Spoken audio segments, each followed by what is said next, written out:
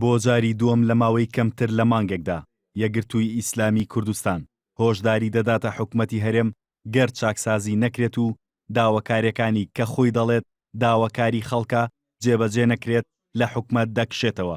جاری یەکەم لە ڕۆژی 16 مانگی ڕابردوو داوای کرد حکومەت هەوڵی جددی بدات بۆ چارەسەری بژێوی هاوڵاتیان و پێداچوونەوەی خێرا بکات بە موچەی سەرجەم چین و توێژەکاندا گەرنا یەکگرت و پێداچوونەوە دەکات بە بەشداری لە حکومەتدا.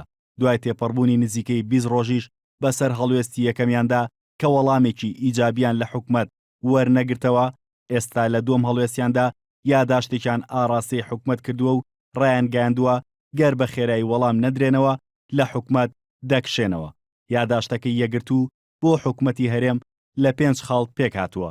یەکەم، پێویستە حکومەت بە بڕیاری پاشەکەوتی موچەی فەرمانبەراندا بچێتەوە، چونکە ئەو بڕیارە بە زۆر بەسەر فەرمانبەراندا سەپێنرا و هەر نەبێت وەک ئەوەی لێ بکرێت کە مامۆستایانی زانکۆ داوای دەکەن. دووەم، پێویستە موچە دوانەکەوێت و لە کاتی خۆیدا دابەش بکرێت. سێهەم، خەرجی و داهاتی هەرێمی کوردستان بە داهاتی ناوخۆ و فرۆشتنی نەوت و سەرجەم داهاتەکانی ترەوە شەفاف بکرێت و لای خەڵک ڕوون بێت. چوارەم، چاکردنی بارودۆخی سیاسی و خستنەوە گەڕی پەرلەمان و دام و دەستگا شەرعەکانی هەرێمی کوردستان. پێنجەم، پێویستە چاکساسی ئیداری بکرێت لە دام و دەستگا فەرمیەکانی حکومەتدا.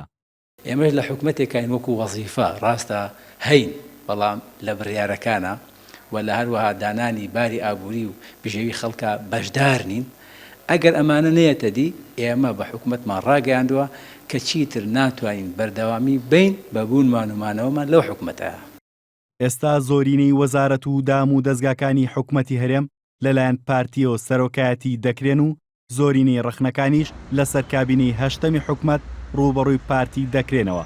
ئەندامێکی سەرکردایەتی پارتیش دەڵێت هەموو حیزبەکان بەپێی قەبارەی خۆیان بەشدارن و ڕخنەکان دەبێت ڕوو لە هەمووان بێت. دەربارەی هۆشدارەکەی یەکگرتوش دەڵێت دەبێت لای حکومەت و سەرکردایەتی پارتی تاوتێ بکرێت و وەڵام بدرێنەوە. ئاساییە هەر داوایەک بیکەن چونە دەرەوەش بڕوا ناکەم یەکگرت بچێتە دەرەوە بە ئاسانی، چونکە ئەوڕۆ بەرپرسیارەتی مێژووی لەسەرشانی هەمووانە.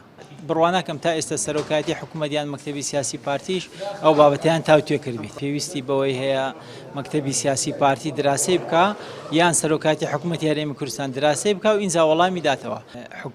حکومەتێکی مشتەڕەکە، پارتی 5 وەزیری هەیە، ئەوانیتر هەموو حیزبەکانی ترن. ئەوەندەی بەبەر پارتی دەکەوی بەقەدەر وەزیرەکان ئەوەندە پارتی تەحملی مەسئولیەت دەکات. کابینە بنکە فراوانەکەی هەرێم بنکەکەی بەرەو بچووک بوونەوە دەچێت.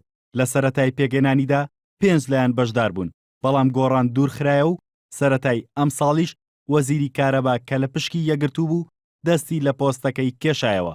ئێستاش یەکگرتوو هۆشداری کشانەوەی تەواوەتی دەدات کە بە 2 وەزارەت و دەستەیەک بەشدارە و لە وەزارەتی کار و کاروباری کۆمەڵایەتی و وەزیری هەرێم بۆ کاروباری حکومەت و پەرلەمان و دەستەی ناوچە کوردستانەکانی دەرەوەی ئیداری هەرێم پێک هاتووە.